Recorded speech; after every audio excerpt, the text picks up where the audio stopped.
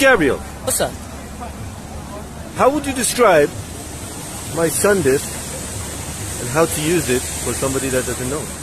First of all, let me tell you what it does before you buy it. First, you see, my SunDisk is a multi-task thing.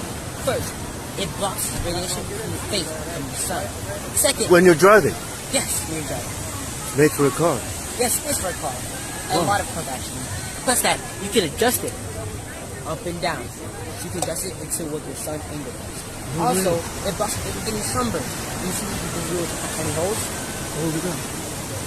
These holes are see-through. So you can see it and doesn't block your view. Also, right now, that's your deal going on. 2 for 10. No way! Yes way. You guys have to buy it.